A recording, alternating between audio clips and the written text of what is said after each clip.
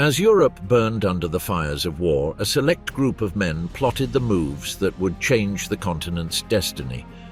They didn't fight in the trenches, but their decisions defined the lives and deaths of millions. They were the generals of the Third Reich. Some were masters of military strategy, others fanatics in the service of a dark ideology. From the frozen fields of Russia to the sands of North Africa, their presence marked every battlefront. In this episode, we'll explore who the most distinguished commanders of Nazi Germany were, their victories, their failures, and the legacy they left behind after the fall of the Reich. Erwin Rommel, Hitler's general. Erwin Rommel was born on November 15, 1891 in Heidenheim, a town located about 45 kilometers from Ulm in the then Kingdom of Württemberg. He was the second son of a respected middle-class family. His father, also named Erwin Rommel, and his paternal grandfather were renowned mathematicians professors, while his mother, Helene von Loos, came from a prominent family. His maternal grandfather, Karl von Loos, had held the position of civil governor in Ulm. Both parents were Protestants, so Erwin was baptized into that faith just 2 days after birth. Rommel had 4 brothers. One of them, Manfred, died in childhood. His sister Helena became a teacher in Stuttgart, while Karl, after serving as a pilot during the First World War, was permanently affected by contracting malaria while stationed in the Ottoman Empire. The youngest, Gerhard, pursued a career in opera with some recognition. During his childhood, Rommel was described as a kind, quiet, and thoughtful child. Although he was short for his age and spoke slowly, he displayed an affable and fearless character. In 1898, his father was appointed director of the prestigious Real Gymnasium in Aalen, which led the family to move. There, young Erwin entered as a student and soon showed signs of being a gifted child. Although he was bored in class and didn't seem to pay much attention, he passed effortlessly and advanced through the years. He was reserved and tended to stand apart from the other students. During his adolescence, his personality underwent a remarkable change. The quietude of his childhood gave way to inexhaustible energy. He threw himself into physical activities such as skiing and cycling, and his academic results improved considerably. He graduated with good grades. Rommel applied to artillery and engineer regiments, but no vacancies were available. Eventually, he was accepted into the infantry. During medical tests, he was diagnosed with an inguinal hernia, which was surgically corrected. After 4 months of recovery on July 19, 1910, he joined the 124th Infantry Regiment König Wilhelm Beise, based in Weingarten, as an officer candidate. In the German military system of the time, prospective officers were required to serve first as privates before entering the military academy. Rommel was promoted to corporal in October and to sergeant in December. In March 1911, he was sent to the Kriegsschule in Danzig. After graduating as an officer in January 1912, Rommel returned to his regiment and continued to maintain contact with Lucy through a constant exchange of letters, a habit he would retain throughout their subsequent separations. His wife would retain many of these letters even after the looting and destruction suffered in World War II. In 1913, Rommel suffered a major loss, the sudden death of his father. His mother remained in the family residence until her own death in 1940, always keeping in touch with his children.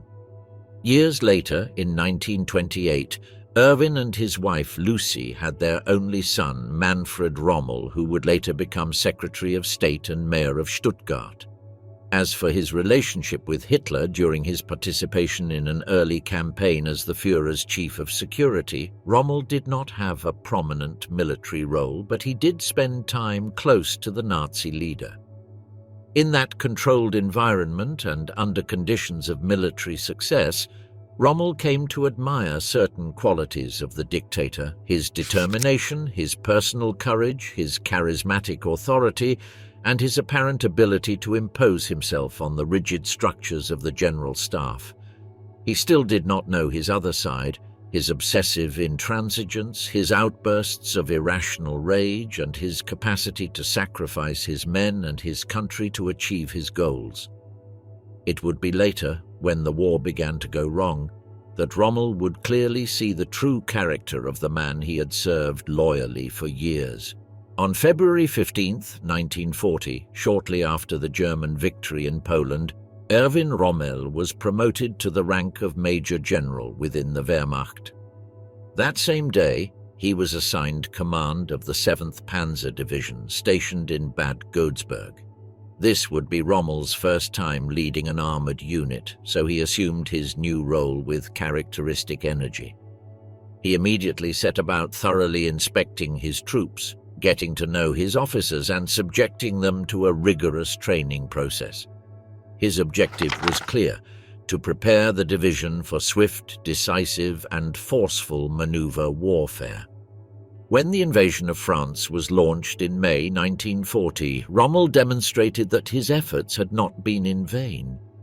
The 7th Panzer Division, soon nicknamed the Ghost Division for its ability to disappear and reappear behind enemy lines, became a devastating force.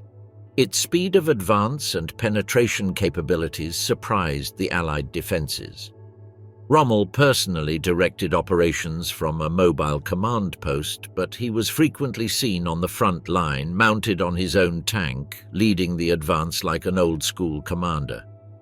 During the campaign, he staged multiple daring actions, including a lightning attack on British positions at Arras, which completely disorganized the enemy forces and opened a key breach toward Dunkirk. There, his division played a pivotal role in encircling and capturing thousands of Allied soldiers, inflicting a strategic blow on the British and sealing the fate of the campaign in northern France. But his legend was just beginning. In February 1941, with the Axis situation deteriorating in North Africa, where Italian troops were suffering constant defeats and retreating toward Libya, Rommel was appointed commander of the newly created Afrika Korps, a German expeditionary force sent to stabilize the front. Barely upon arriving on the continent, he launched a brilliant counter-offensive in the Beda Fom region, recovering lost ground and surprising British forces that had pushed deep into the desert. In the following months, Rommel engaged British troops in a fierce struggle for control of the Libyan desert. The Battle of Gazala, in May-June 1942, marked the culmination of his tactical genius in Africa. Taking advantage of the desert terrain to his advantage, he concealed the movements of his units behind hills, dunes, and rock formations, distracting the enemy with a secondary line of attack to the south, while sending the bulk of his armored vehicles north in an encircling maneuver. This bold and unexpected tactic completely disrupted the British defences and allowed Rommel to take Tobruk, a key stronghold. His success at Gazala earned him the ultimate respect of Adolf Hitler, who, on June 22, 1942, promoted him to the rank of Field Marshal, making him one of the youngest to receive such a distinction in German military history. Following this victory, Rommel attempted to maintain the momentum and led a deep attack eastward, aiming to capture El Alamein and eventually advance to Alexandria. However, logistical conditions were appalling. His army was exhausted, with limited supplies and overextended supply lines. At El Alamein, he encountered a renewed, well-organized British defense now commanded by General Bernard Montgomery. During the Second Battle of El Alamein, Rommel deployed all his military experience but found himself facing a massive and overwhelming Allied offensive. His forces, poorly equipped and demoralized, were unable to withstand the onslaught. Forced to retreat, Rommel adopted attrition tactics, employing ambushes and delayed attacks as he retreated westward through Libya and reached Tunisia. Despite the setback, Rommel achieved a significant victory in February 1943 during the Battle of Kasserine Pass, where he inflicted heavy losses on the inexperienced American forces. However, this was one of his last major actions in Africa. On March 6, 1943, Rommel launched his final offensive in North Africa during the Battle of Medellin. The attack failed after the loss of over 50 tanks, forcing him to cancel the operation.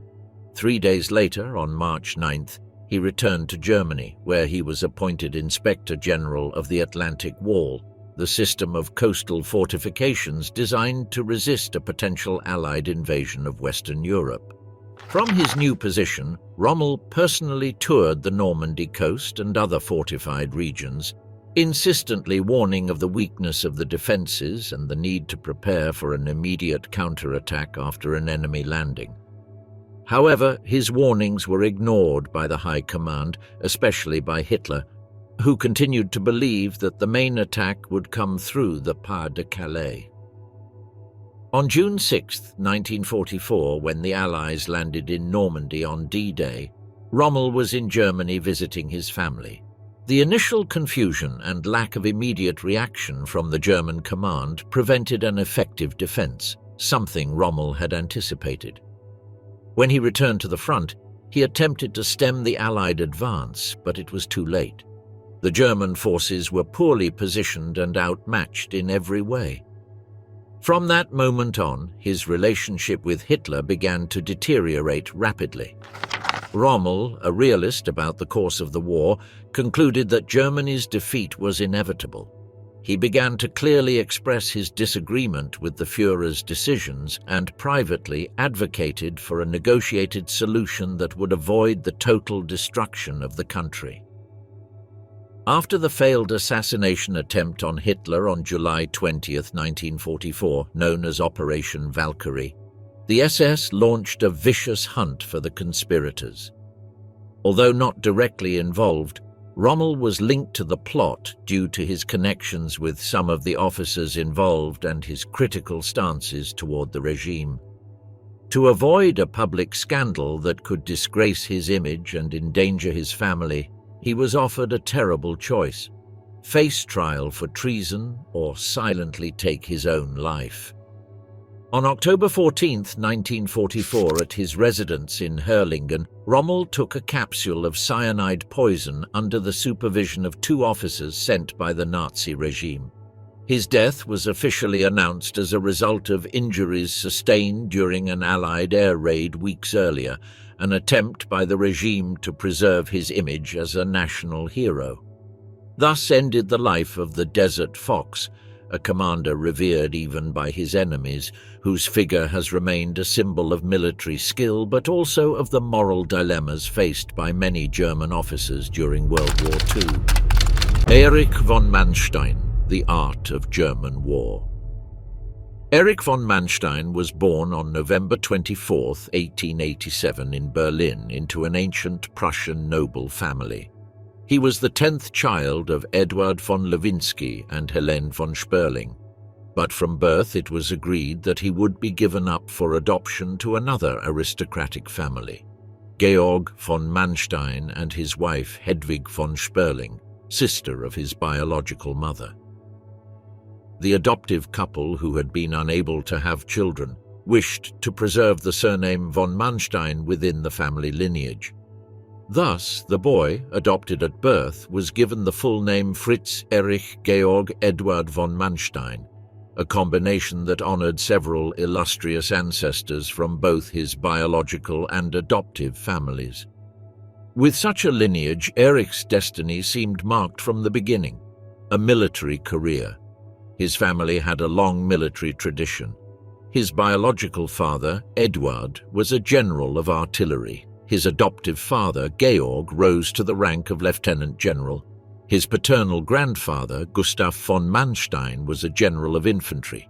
His maternal grandfather, Oskar von Sperling, a major general. And his uncle Kurt also held the rank of general of infantry. Raised in this military environment, it is not surprising that Erich was drawn to the military from an early age. During the First World War, Manstein served on both the Western and Eastern fronts. At the outbreak of the conflict, he was promoted to the rank of lieutenant and took part in the invasion of Belgium, assigned to the 2nd Reserve Infantry Regiment of the Guard. In August 1914, he actively participated in the capture of Namur, a key strategic stronghold during the early stages of the war. After the signing of the armistice in 1918, Manstein chose to continue his career in the military. He volunteered for a staff position within the Border Defense Force based in Breslau, where he remained until 1919. By the end of the war, he had reached the rank of captain. During the interwar period, he remained active in the reduced German army permitted by the Treaty of Versailles, quietly but effectively contributing to the efforts to reorganize and rebuild Germany's armed forces, which would later become known as the Wehrmacht. In the early stages of World War II, Erich von Manstein held the rank of Lieutenant General and commanded the 5th Infantry Division. He quickly distinguished himself with his exceptional tactical ability and his remarkable skill in coordinating complex troop maneuvers on the battlefield. During the French campaign in 1940, he was appointed Chief of Staff of Army Group A under Gerd von Rundstedt, and there he played a crucial role in developing one of the most daring strategies of the entire conflict, the famous Manstein Plan, also known as the Sichelschnitt Plan or sickle blow. Manstein's proposal broke with the traditional norms of the German High Command. Instead of repeating the frontal offensive through Belgium, as had been done during World War I, his plan suggested a diversionary maneuver in the north, while the real offensive effort crossed the seemingly impenetrable Ardennes. From there, German armored forces would burst into the Allied rear, enveloping their armies and advancing rapidly toward the English Channel, cutting their lines of communication and supply. The maneuver was as bold as it was effective. The Franco-British defenses collapsed in the face of the unexpected blow, and the fall of France was as swift as it was devastating. For his decisive role in the victory, von Manstein was promoted to General der Panzertruppe, General of Armored Troops, a recognition of both his strategic talent and his understanding of the critical role of motorized units in modern warfare. A year later, in June 1941, with the start of Operation Barbarossa, the German invasion of the Soviet Union, Manstein was placed in command of the LVI Panzer Corps. In this new phase of the conflict, he led the advance of German armored forces through Ukraine and Crimea in one of the fastest and deadliest campaigns of the war. One of his most significant achievements during this phase was the conquest of Sevastopol, a key port and fortified Soviet naval base on the Crimean Peninsula. After months of siege and fierce fighting, von Manstein applied innovative tactics and the massive use of heavy artillery to overcome the Soviet defenses. Finally, in July 1942, Sevastopol fell to the Germans, marking one of the greatest military successes on the Eastern Front up to that point. However, by the end of that year, the situation of the German army began to deteriorate. In November 1942, the German Sixth Army was encircled in Stalingrad by a Soviet counter-offensive. Faced with this critical situation, von Manstein was called in to attempt a rescue operation. He devised a bold plan known as Operation Winter Storm, Wintergewitter, the objective of which was to break the Soviet encirclement and open a corridor into the city, allowing the Sixth Army to escape. With limited forces and under extreme weather conditions, Manstein launched his offensive. Although he made initial gains, fierce Soviet resistance, the frozen terrain, and above all, Hitler's refusal to authorize the Sixth Army's withdrawal doomed the operation to failure. Even so, von Manstein's efforts were notable and reinforced his reputation as a brilliant and determined strategist. In March 1943, in recognition of his performance, he was promoted to the rank of Field Marshal. That same month, the situation again became critical. The Red Army, having recaptured the city of Kursk, threatened to encircle Army Groups B, and von Manstein, commanding Army Group South, urgently requested reinforcements. Given the gravity of the situation, Hitler traveled to the front on February 17th to meet with him. During intense meetings lasting 3 days, von Manstein managed to convince the Führer of the need to launch an immediate counteroffensive rather than continuing with a rigid defense. On February 20th, the operation began. Applying the concept of mobile defense, one of his specialties, von Manstein reorganized his forces and attacked the exposed flanks of the Red Army. The surprise was complete. In less than 2 weeks, the Germans destroyed numerous Soviet formations, captured more than 600 tanks, and inflicted around 23,000 enemy casualties. On March 14th, after fierce fighting, the Wehrmacht managed to recapture the strategic city of Kharkov.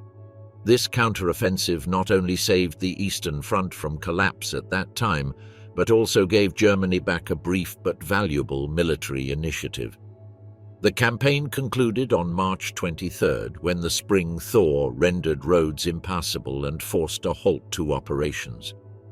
During the summer of 1943, von Manstein was once again a key figure on the Eastern Front, leading Army Group South during Operation Citadel, the objective of which was to eliminate the massive Soviet salient around Kursk.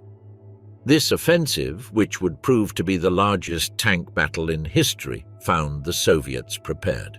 Despite German efforts, Soviet resistance was fierce, and Allied armored reserves far outstripped German offensive capabilities.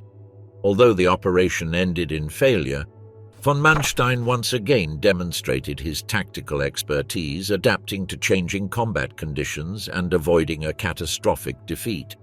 His ability to maintain the cohesion of his forces, his calm leadership under pressure, and his insistence on operational flexibility were instrumental in avoiding a disorderly withdrawal.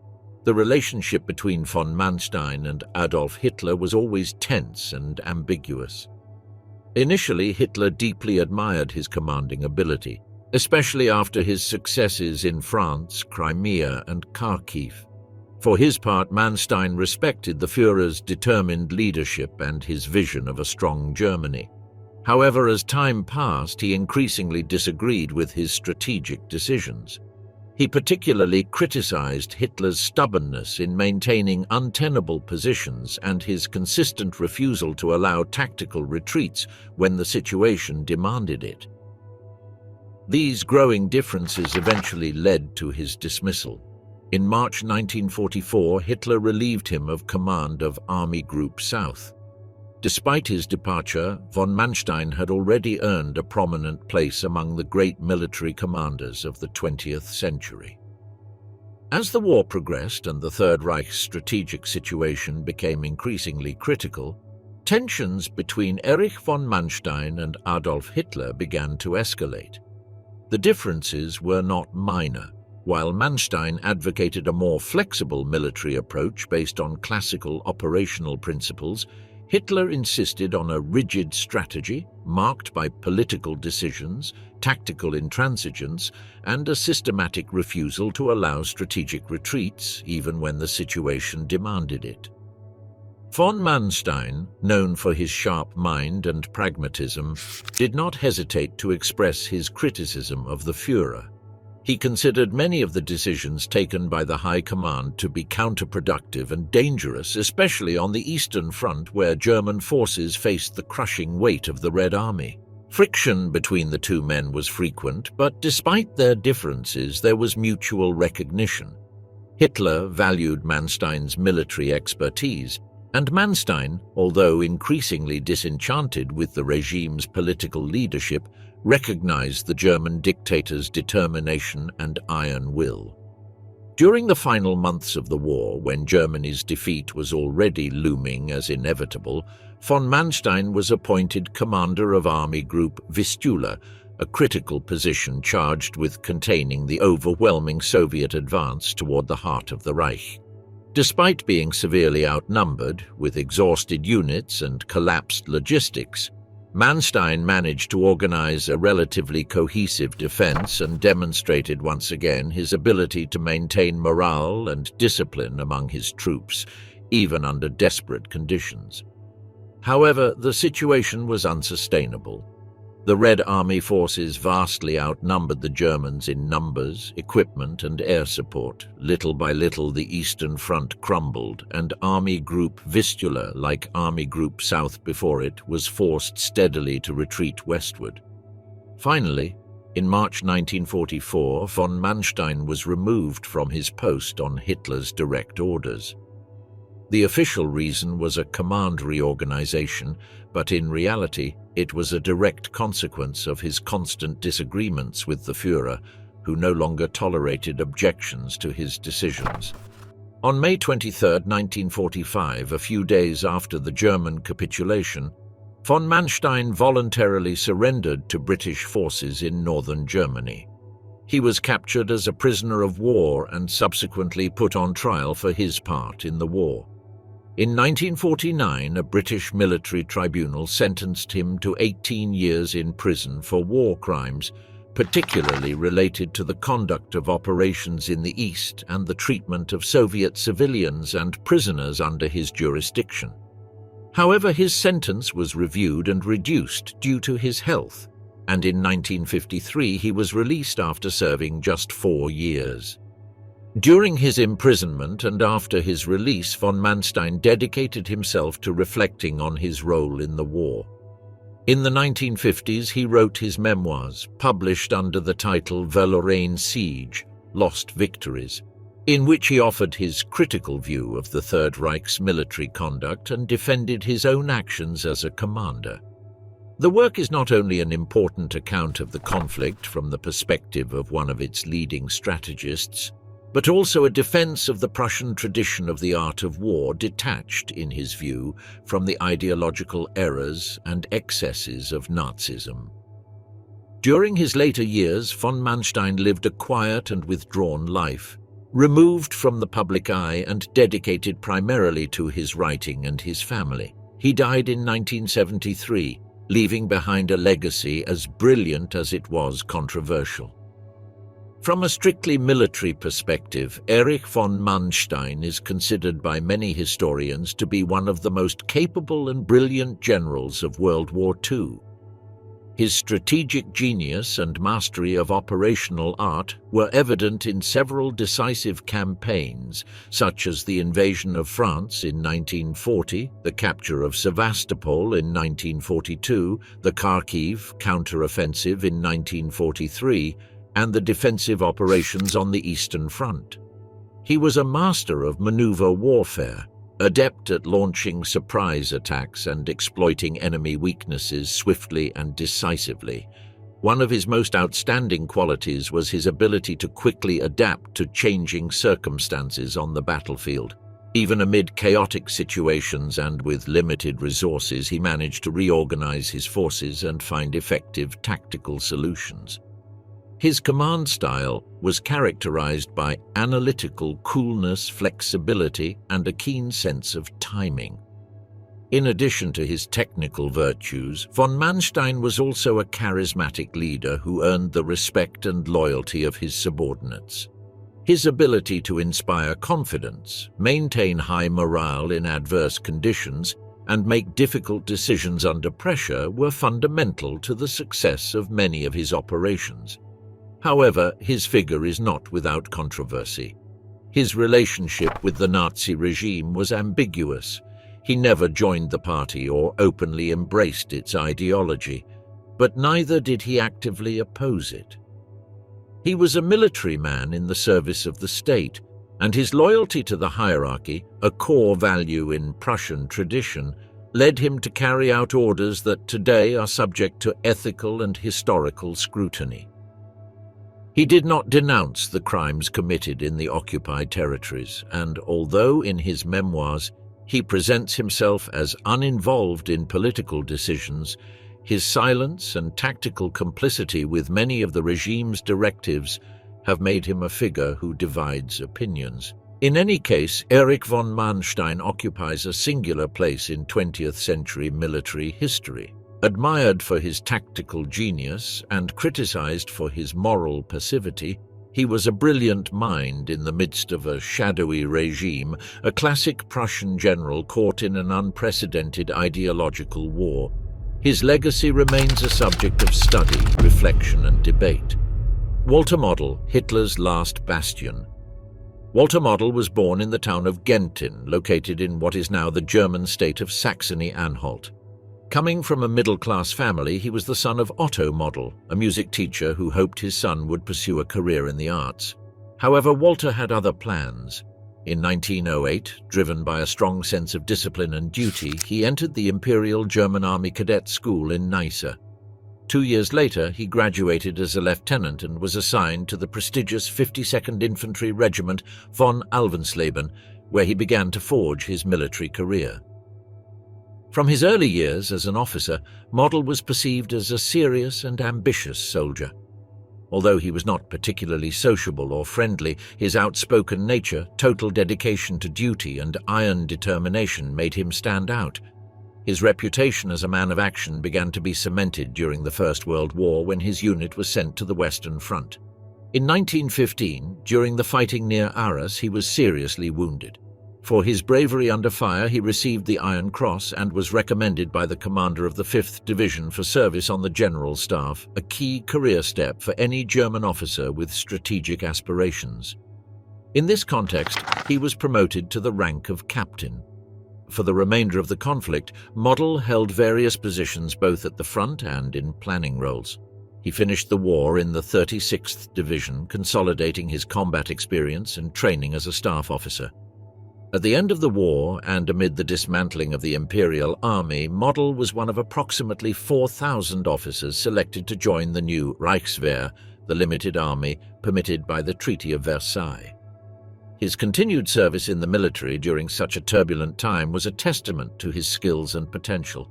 During the difficult post-war years, he kept his distance from political movements, although he participated in the Reichswehr operations to suppress the communist uprising in the Ruhr in 1920, an experience that shaped his staunch anti-communist stance. In 1921, he married Hertha Huysen, with whom he had 3 children, a son and 2 daughters. His family life, although disciplined and traditional, was always subordinated to his military vocation. In 1925, he was assigned to the 3rd Infantry Division, where he began to stand out for his interest in new military doctrines. He participated as an instructor in modern combat tactics and simultaneously studied at the Basic Staff School. His enthusiasm for army modernization and his obsession with technical efficiency earned him great respect, although his direct nature and lack of diplomacy also earned him criticism for his lack of tact. Model's rise in prominence was steady. In 1934, already with the rank of colonel, he was appointed head of the armaments section of the War Ministry. From this key position, he was responsible for promoting the technological improvement of German weapons and overseeing the development of new weapons, which allowed him to directly influence the growing offensive capability of the German army. While stationed in Berlin, he came into contact with influential circles of the Nazi Party. Although not a member of the party, Model sympathized with many of its ideological tenets, especially its exaltation of order, authority, and militaristic nationalism. During this period, he forged close relationships with prominent figures of the regime such as Joseph Goebbels, Minister of Propaganda, and Albert Speer, Hitler's architect and later Minister of Armaments. These political contacts were fundamental to his rise within the Wehrmacht. Adolf Hitler held Model in high regard, whom he viewed as the paradigm of the field commander, energetic, proactive, decisive, and absolutely trustworthy. For the Führer, Model represented the ideal general, someone who not only executed orders effectively but also knew how to take the initiative under extreme conditions. He was renowned for his physical and mental stamina, his almost inhuman self-control, and for pushing his subordinates to the limit. It was not uncommon for him to personally inspect the front lines, sleeping in Spartan conditions and sharing the rigors of combat with his troops.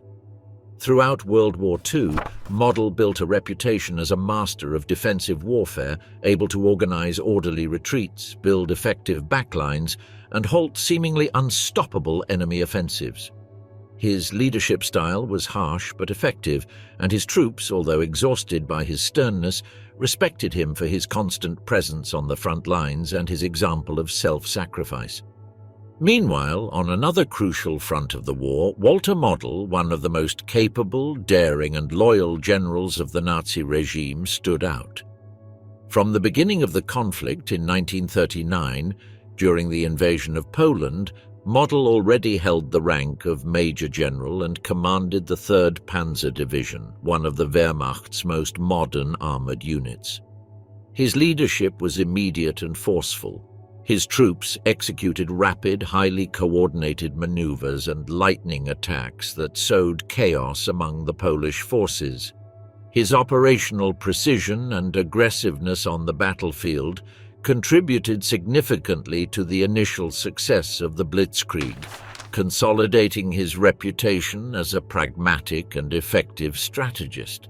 This same dynamism earned him command of the 9th Panzer Division during the French campaign in 1940.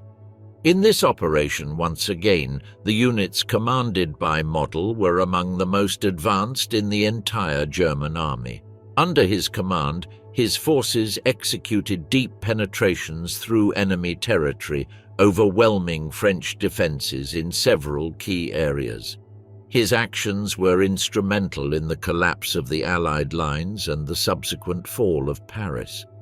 The German military press began to mention his name with increasing frequency, and in high command circles he was already seen as one of the Wehrmacht's most promising officers. When Operation Barbarossa, the German invasion of the Soviet Union, was launched in June 1941, Model once again demonstrated his ability to operate in demanding scenarios. Although his missions during this phase were extremely complex, he successfully held several lines of attack on the Eastern Front, especially during the initial advances in Belarus and Smolensk. However, the situation changed dramatically after the disaster at Stalingrad in late 1942. The defeat marked a turning point in the war, and Hitler, desperate to find commanders capable of stemming the tide of red, turned to Model. It was in this context that he earned the nickname Hitler's Fireman. Whenever the front collapsed or a situation became critical, he was sent to restore order, organize defenses, and halt the enemy. Model assumed command in moments of crisis with unusual speed and composure. In every area where he was deployed, he implemented creative defensive tactics, redeployed resources efficiently, and above all, led from the front, earning the respect of his subordinates even in the most desperate moments. In June 1944, when the Soviets launched Operation Bagration, a massive offensive seeking to annihilate Army Group Center, Hitler once again trusted him. Model was appointed commander-in-chief of the front and faced an apocalyptic outlook. The German forces were exhausted, disorganized, and with no real capacity to halt the Soviet onslaught. Even so, the Marshal managed to organize a tactical withdrawal, temporarily halting the total disintegration of the Eastern Front.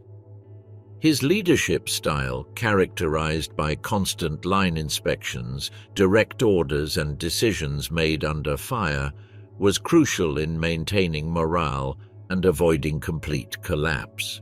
Despite his efforts, defeat at Bagration was inevitable. Nevertheless, Model managed to save tens of thousands of German soldiers from certain annihilation.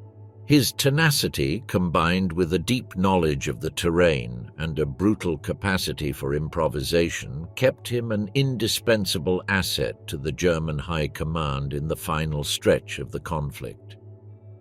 Months later, in December 1944, the situation on the Western Front had also deteriorated.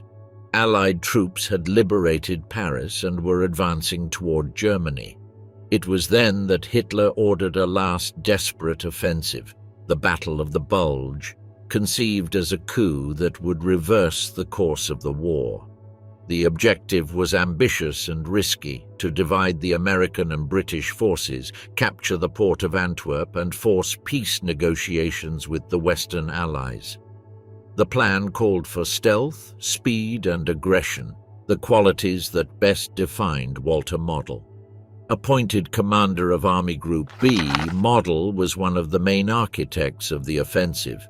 Despite the poor terrain, bad weather, which initially favored German surprise by crippling Allied air superiority, and increasingly fragile German logistics, the operation achieved considerable penetration during its first days. However, once the Allies reorganized, especially under the command of Patton and Montgomery, the attack lost momentum. Model attempted to keep the offensive alive by reorganizing his forces and holding out in key areas like Bastogne, but German reserves were already insufficient. The failure of the offensive marked the end of any real chance of strategic victory for Germany. Model collaborated closely in the planning of the Battle of the Bulge, working with obsessive meticulousness to maintain the utmost secrecy.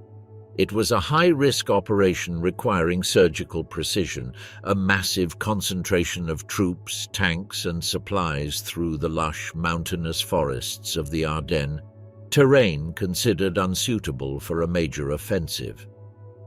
However, it was precisely this improbability that allowed the Germans to achieve the element of surprise.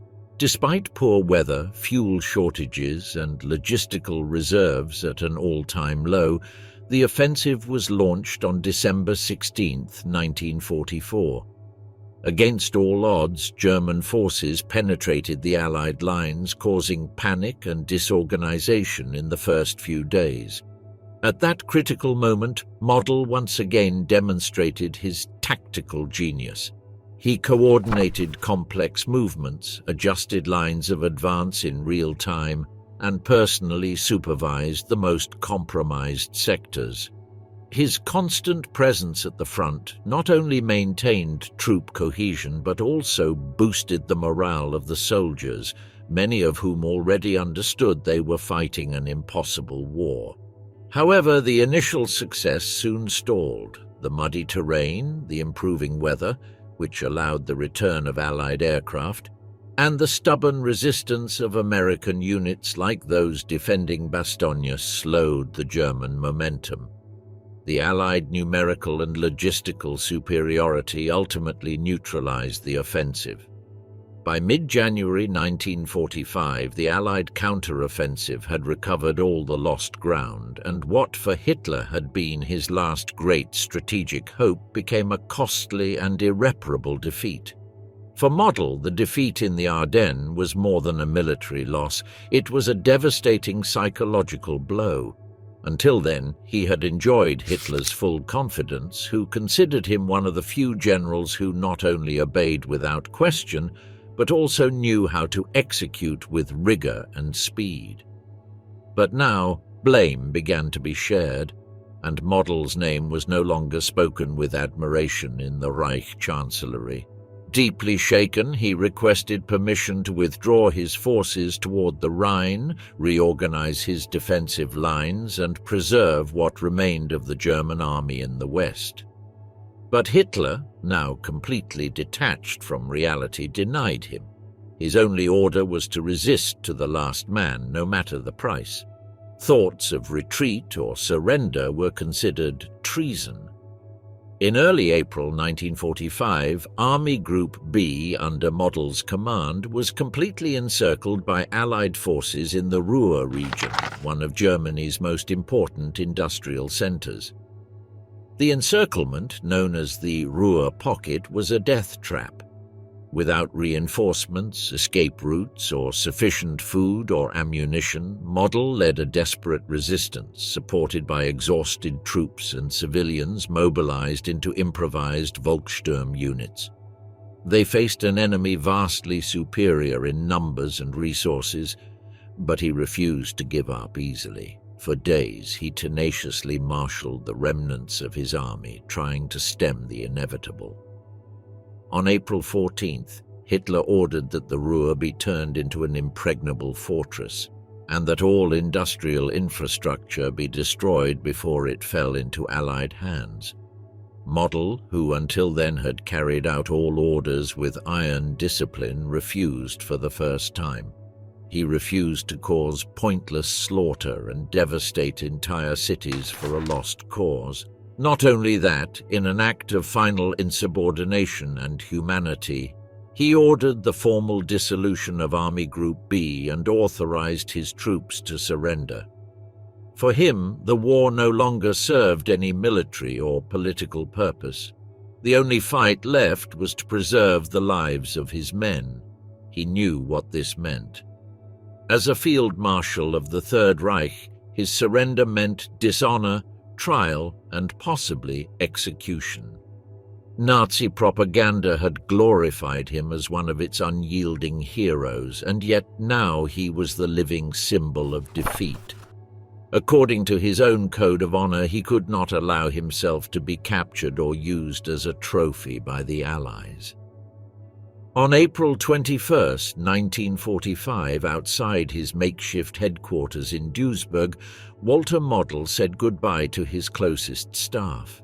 He handed a letter for his family, his wedding ring, and some personal belongings to a trusted officer. Then he walked alone into a nearby forest. He walked to a clearing, stopped among the trees, and with the same determination with which he had commanded throughout his life, shot himself in the head. He died silently, without pomp, without witnesses, faithful to his own code to the end. He was buried right there, on the spot where he fell, under the shade of the trees, far from the crowds, in the anonymity of collapse. The death of Walter Model marked one of the last tragic chapters of the German High Command. He had been one of the staunchest pillars of Nazi military resistance, a general without political brilliance but of exceptional tactical ability. With his death, the Reich lost one of its last functional leaders, just as the regime was completely disintegrating.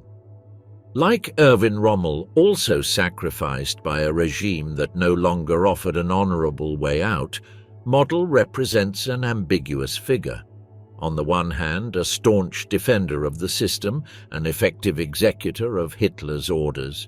On the other hand, a man who in his final hour allowed himself to disobey not out of moral conviction, but out of military instinct and a sense of duty to his men.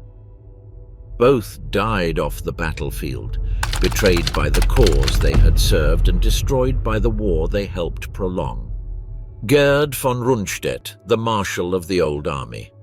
Gerd von Rundstedt was born on December 12, 1875 in Aschersleben, a town in the Prussian province of Saxony-Anhalt, into a distinguished family of German military aristocracy. From an early age, he followed the military traditions of his lineage. In April 1888, he entered the cadet school in Oranienstein, and 2 years later, in 1890, he was accepted into the prestigious Cadet Institute in Groß-Lichterfelde, one of the most renowned training centers in the German Empire. On March 22, 1892, he began his military career as a cadet in the Wittlich Infantry Regiment, thus taking his first steps in the Imperial German Army.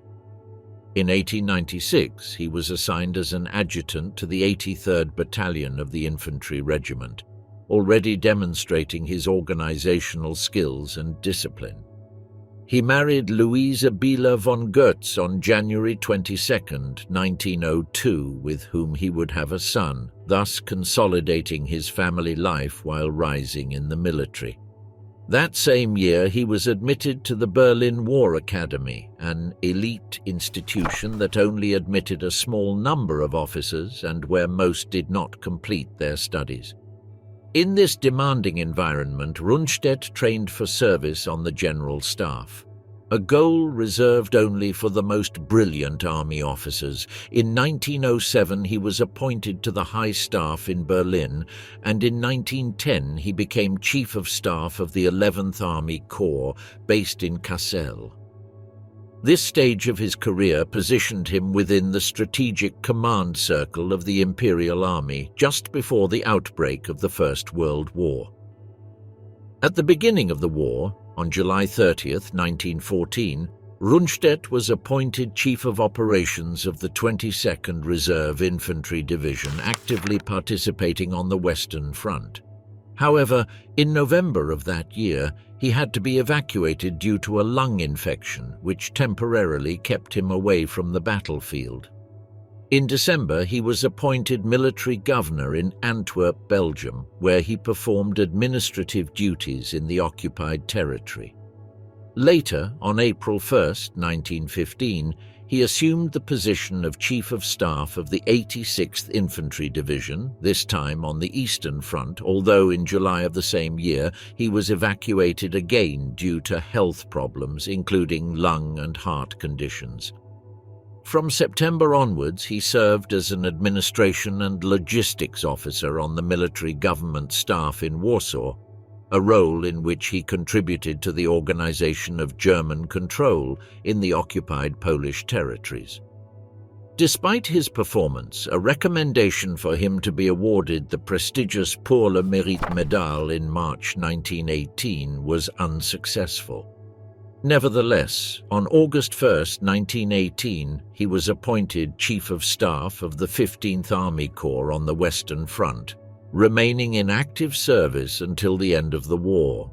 In December 1918, he was commissioned into the High General Staff, consolidating his status as one of the most capable officers in the Imperial Army. By the end of the war, he held the rank of Major. During the early post-war years, Rundstedt worked closely with General Heinz von Seeckt, a key figure in the reorganization of the German army under the severe restrictions imposed by the Treaty of Versailles, which limited the total strength of the Reichswehr, the new army of the Weimar Republic, to 100,000 men. Thanks to his organizational skills and strategic vision, Rundstedt rose rapidly, reaching the rank of general in 1927. His career in the Reichswehr continued with various commands and positions. In May 1920, he was appointed Chief of Staff of the 3rd Cavalry Division, and in October 1923, Chief of Staff of the 2nd Military District and the 2nd Reichswehr Division based in Stettin. Later, in May 1925, he assumed command of the 18th Infantry Regiment in Paderborn. Finally, in October 1926, he became Chief of Staff of the 2nd Group Command in Kassel. During this interwar period, Rundstedt stayed away from politics and focused exclusively on military duties. He gained a solid reputation as a disciplined, traditionalist and competent officer.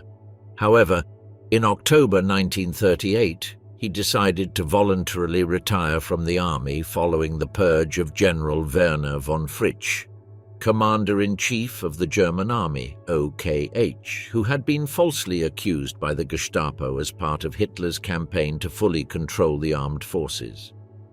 However, with the outbreak of World War II, Adolf Hitler decided to reinstate Rundstedt to active service, recognizing his experience and strategic ability.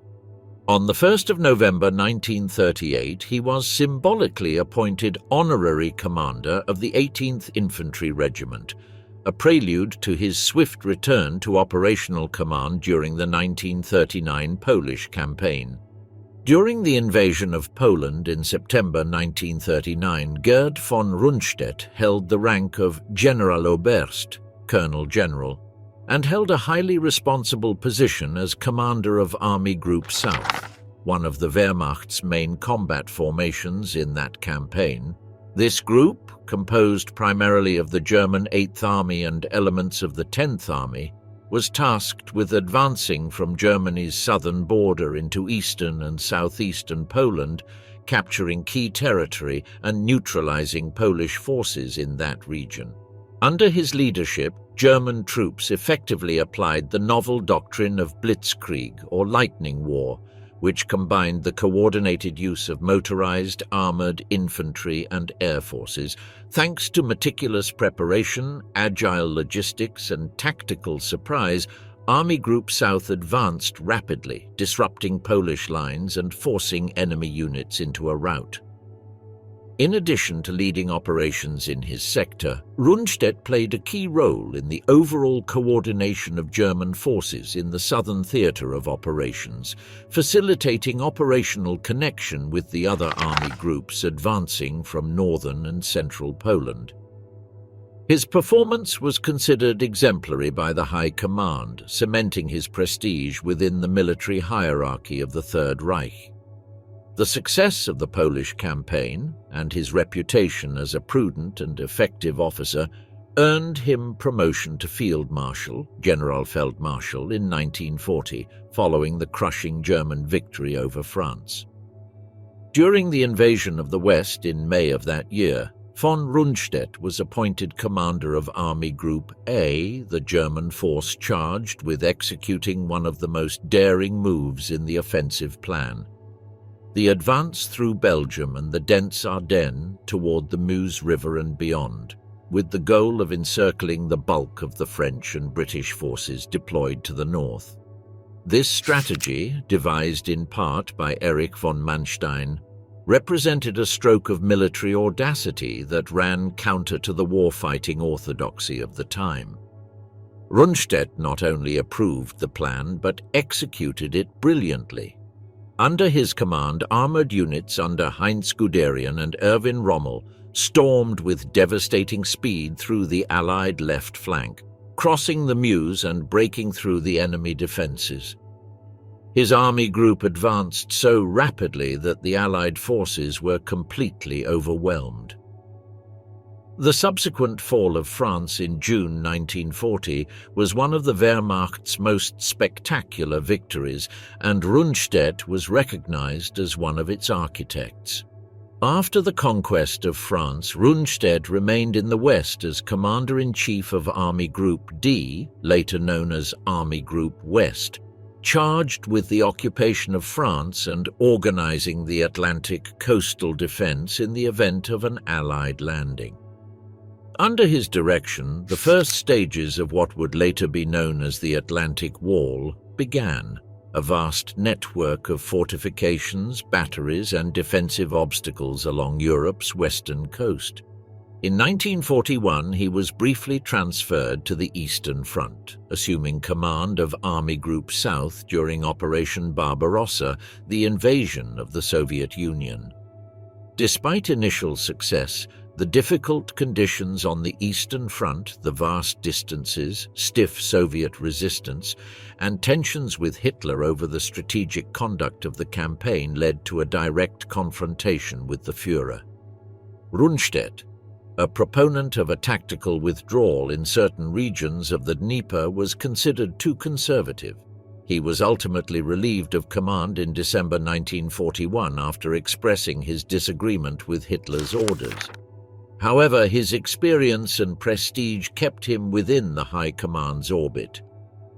In March 1942, Rundstedt was reinstated and sent back to the Western Front, assuming supreme command of the German forces in France, Belgium, and the Netherlands, with the task of preparing an effective defense in the event of a potential Allied landing. In this role, he continually faced logistical limitations, political interference from the Nazi Party, and the impositions of Hitler himself, who insisted on a static and rigid strategy. In June 1944, after the Allied landing in Normandy, Rundstedt realized that the situation was untenable. He warned the High Command that German forces could not contain the Allied material superiority and that negotiations were necessary to avoid total destruction. Hitler, enraged by his suggestion of peace negotiations, dismissed him again on July 1, 1944. However, as the front gradually collapsed, he was reinstated weeks later as Commander-in-Chief of the West, although his effective authority was increasingly limited by the increasing intervention of Hitler and the SS in military affairs. During the failed Operation Market Garden in September 1944, Rundstedt was responsible for coordinating German troops in the Netherlands, successfully halting the ambitious Allied attempt to advance rapidly into northern Germany. Despite the initial surprise, his troops managed to contain the Allied advance and retain control of the strategic Arnhem area, thwarting the plans of British Field Marshal Montgomery. Months later, in December 1944, he participated in the planning of the last major German offensive in the West, the Battle of the Bulge.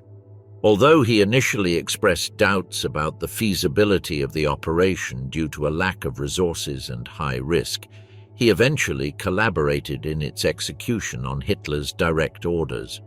Although the first days of the offensive were promising and caused great surprise among the Allied forces, the Allied counterattack, winter weather and logistical problems halted the German advance.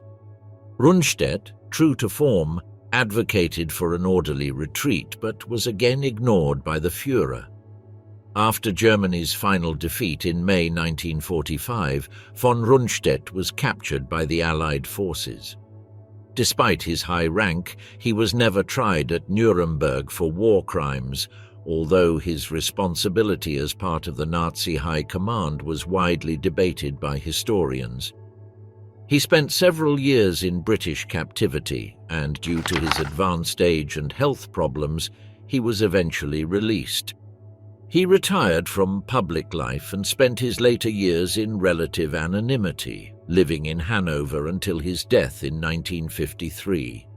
His legacy remains as that of a conservative, meticulous general, often at odds with Hitler's policies but who never broke with the regime, and whose military talent could not counter the fatal course of the war initiated by the Third Reich. Heinz Guderian, the General of Steel and Speed. Heinz Guderian was born on June 17, 1888, in the town of Kulm, located in West Prussia, then part of the German Empire. Coming from a family with a long military tradition, his father, Friedrich, and his grandparents were Prussian officers, he grew up in an environment strongly marked by garrison life and military discipline. From a young age, his destiny seemed sealed between uniforms and marches. In 1903, at just 15 years old, he left home to enter a military school as a cadet. Although he was considered a diligent student, his academic performance was not particularly brilliant, and he obtained mediocre grades in his final exams. However, in February 1907, he officially entered the army as an officer candidate in the 10th Hanoverian Light Infantry Battalion, a unit curiously commanded by his own father.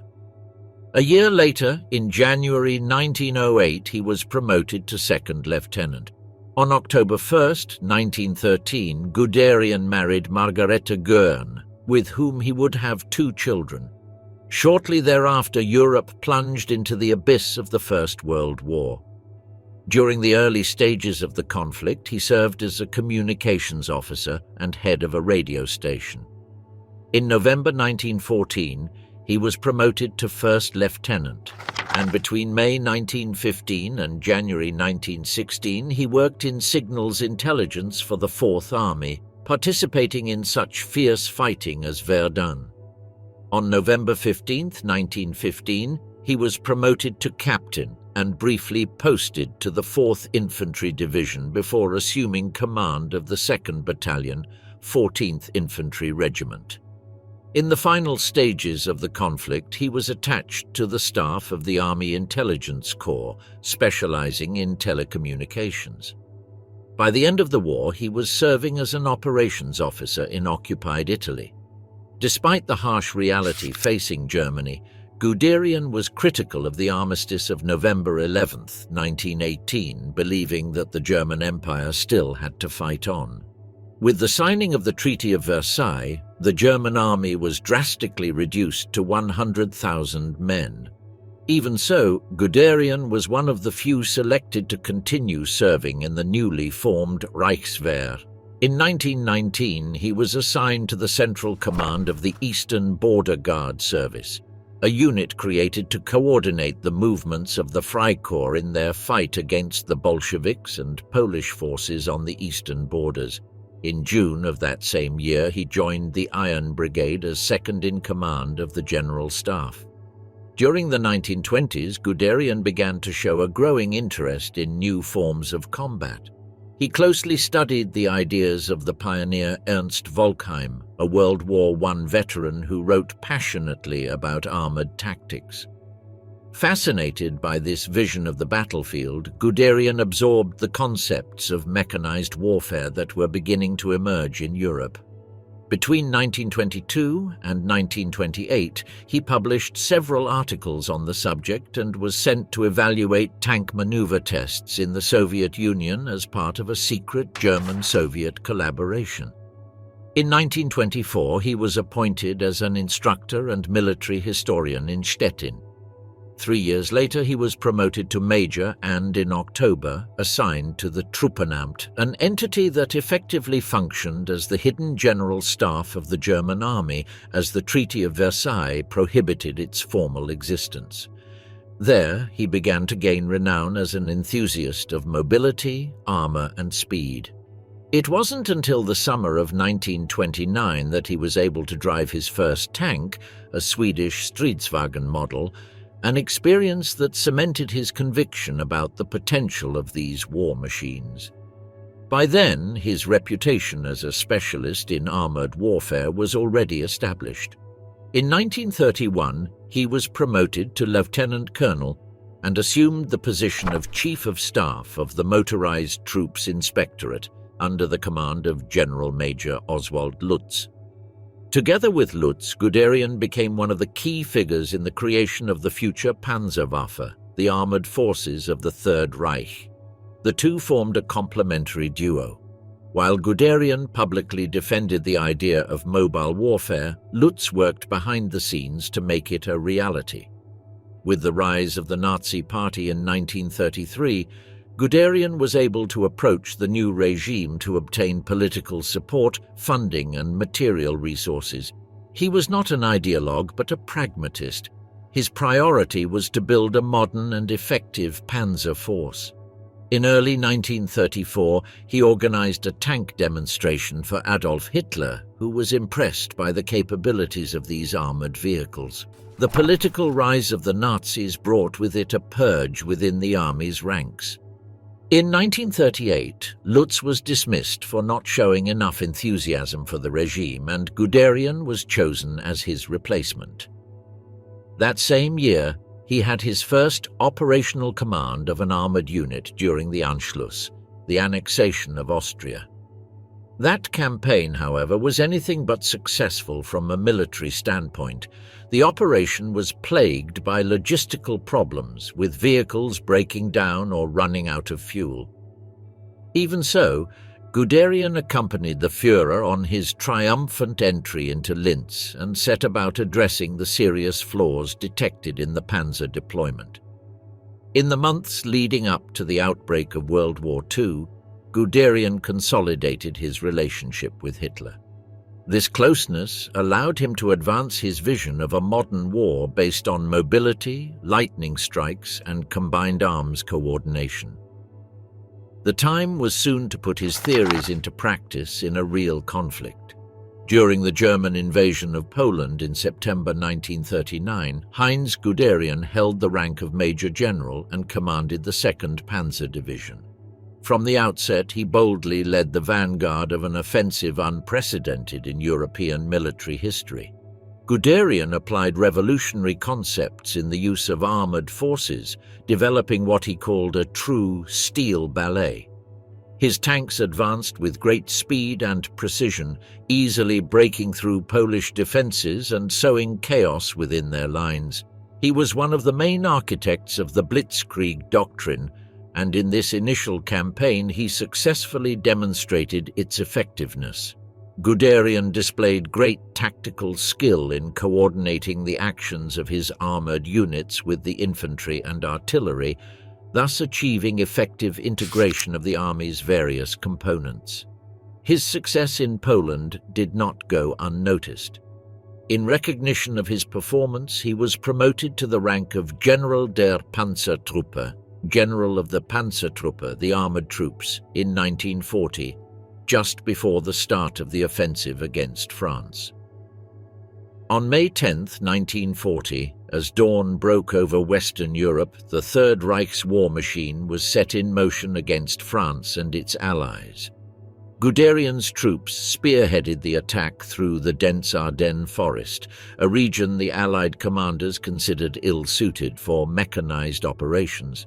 However, the maneuver was a masterstroke. After crossing the Meuse River, his panzer group staged the famous Race to the Sea, which culminated in the encirclement of British and French forces at Dunkirk. This bold and swift offensive broke through the Allied defensive lines and was decisive in the rapid fall of France in just a few weeks.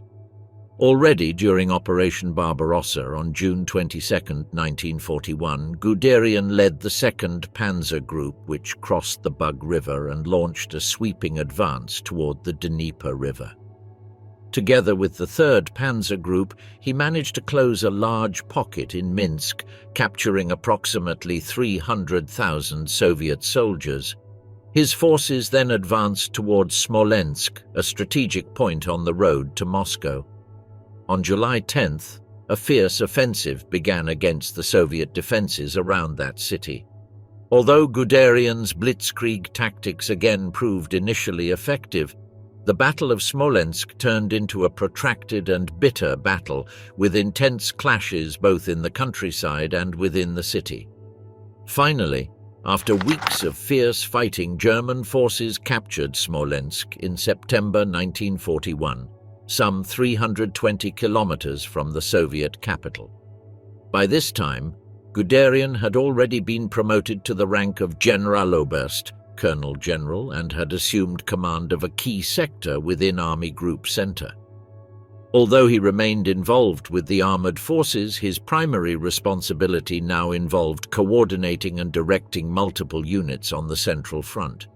As they approached Moscow, the German army faced increasing resistance from the Red Army, as well as the harsh Russian winter.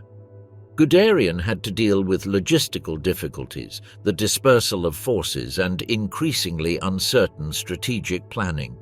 Despite initial gains, extreme weather conditions and a stern Soviet defense forced the Germans to halt their offensive and adopt a defensive posture. Following the failure to take Moscow, Guderian was relieved of command of Army Group Center. He was subsequently transferred to the Southern Eastern Front, where he participated in the planning of new operations, particularly in the German campaign in Ukraine and the Caucasus during the summer and autumn of 1942. During this period, Guderian again commanded the 2nd Panzer Army, this time as part of Operation Blue, the objective of which was to seize the oil fields of the Caucasus and cut off Soviet access to the Volga River. However, after the catastrophe at Stalingrad, his military influence waned. Although he did not directly participate in the subsequent major battles, he reappeared in 1943 during the Battle of Kursk, but now in a more limited capacity, serving as Inspector General of the armored and motorized troops. In this role, he was responsible for overseeing training, armored vehicle production, and the implementation of doctrines, although his views on the conduct of the war often clashed with Hitler's. These growing tensions and his constant strategic disagreements with the Führer and other senior commanders led to his removal from any operational command, relegating him to administrative positions. His last significant military intervention was overseeing the defense of the fortress of Mariupol in Ukraine. While Hitler considered him a tactical genius at the start of the conflict, particularly for his innovative ideas that contributed to successful campaigns in Poland, France, and the Soviet Union, the relationship between the two men gradually deteriorated. Hitler, who increasingly distrusted the judgment of his generals, preferred to make decisions personally, which deeply frustrated Guderian. After the war, Guderian was captured by the Allied forces and spent several years in prison. Upon his release, he withdrew from public life and devoted himself to writing his memoirs and teaching military strategy. He died without having held any official position, but left a military legacy that continues to be studied in military academies around the world. Albert Kesselring, strategist of heaven and earth. Albert Kesselring was born on November 30th, 1885, in the peaceful town of Markstedt, Bavaria. His childhood was spent in this picturesque village, where his family, with strong regional roots, owned a brewery that had been operating since the late 17th century. That tradition of discipline and hard work left a lasting impression on young Albert. After completing his secondary education at the prestigious Christian Ernestinem High School in Bayreuth in 1904, Kesselring opted for a career in the military and joined the 2nd Foot Artillery Regiment of the Bavarian Army as a cadet. From his early years, his military training was marked by a remarkable ability to integrate tactics and technology, a trait that did not go unnoticed by his superiors. It was this skill that sometime later would lead him to consider transferring as an instructor to the artillery and engineering school. His interest in technology led him in 1912 to complete a course as a balloon observer in an airship unit, an early indication of his affinity for the world of aviation, which would eventually become the focus of his career. Shortly after, the First World War broke out and Kesselring marched to the front with his regiment, deployed in the Lorraine region. In the final months of 1914, he was transferred to the 1st Bavarian Foot Artillery Regiment within the 6th Army. During this stage of the conflict, his performance was rewarded with a promotion to captain on May 19, 1916. With the November armistice and the collapse of the German Empire, Kesselring participated in the difficult task of demobilizing the Royal Third Corps in the Nuremberg region, in accordance with the strict provisions imposed by the Treaty of Versailles. Although he wished to continue his military career, he was forced to leave the Reichswehr in 1933 amidst the restructuring imposed by the new regime. However, he soon rejoined the state apparatus. He was appointed head of the administration department at the Reich Aviation Commissariat, an institution that operated under a civilian facade due to the international restrictions that still weighed on Germany. This organization would be the embryo of the future Luftwaffe, which would be officially created in February 1935, when the Nazi regime no longer concealed its military ambitions. Kesselring's career in the nascent German Air Force was meteoric. By October 1934, he already held the rank of Major General, General Major, and just a year and a half later, in April 1936, he was promoted to Lieutenant General, General Lieutenant. Despite his age, he was 48 at the time, Kesselring decided to learn to fly, convinced that a commander should not demand from his subordinates what he himself could not do. This philosophy of direct leadership would be a constant throughout his career. By 1937, he had reached the rank of General der Flieger, one of the highest in the Luftwaffe, and the following year he was given command of Luftflotte 1, one of the Reich's principal air units, a position he would hold until January 1940. In that position, Kesselring not only consolidated his status as one of the most important generals in German aviation, but also prepared for the crucial role he would play during World War II. During the invasion of Poland in September 1939, Albert Kesselring held the rank of General der Flieger and commanded Luftflotte 1, 1st Air Fleet. In this role, he played a decisive role in coordinating German Air Force in close collaboration with Wehrmacht ground forces. His ability to integrate air attacks with ground maneuvers proved crucial in the German army's lightning advance, consolidating the effectiveness of the Blitzkrieg. Kesselring not only employed aircraft to destroy enemy strategic targets, but also to provide close air support to ground troops, thus ensuring the success of the Third Reich's initial military operations. During the French campaign of 1940, Kesselring was transferred to command Luftflotte II. In this new role, he provided intensive air support to German forces crossing Belgium and northern France and was instrumental in maintaining air supremacy over the battlefield. Furthermore, during the Dunkirk evacuation, his air fleet attempted to thwart the escape of the Allied forces, relentlessly attacking enemy positions and evacuation craft, although he was unable to completely prevent the withdrawal of British and French troops. On July 19, 1940, following the surrender of France, Kesselring was promoted to the rank of General Feldmarschall. Shortly after, he became one of the main protagonists in the Battle of Britain. Under his command, Luftflotte II conducted daylight bombing operations against targets in British territory, primarily in southeastern England and the London area. However, fierce RAF resistance and strategic errors by the German High Command prevented the necessary air superiority to be achieved for a ground invasion. In 1941, during the invasion of the Soviet Union under Operation Barbarossa, Kesselring and Luftflotte II provided support to Army Group Center. With over 1,200 aircraft at his disposal, his fleet managed to establish air superiority in the early stages of the campaign. By the end of July, Kesselring reported the destruction of hundreds of tanks, artillery pieces, and nearly 1,000 enemy aircraft. His fleet took an active part in battles such as Bialystok, Minsk, Smolensk, and the advance toward Moscow, providing crucial air support for ground forces. However, with the stalemate on the Eastern Front and pressure mounting in other regions, Kesselring was transferred to the Mediterranean theater. There, he was tasked with commanding air operations in support of Axis forces in North Africa.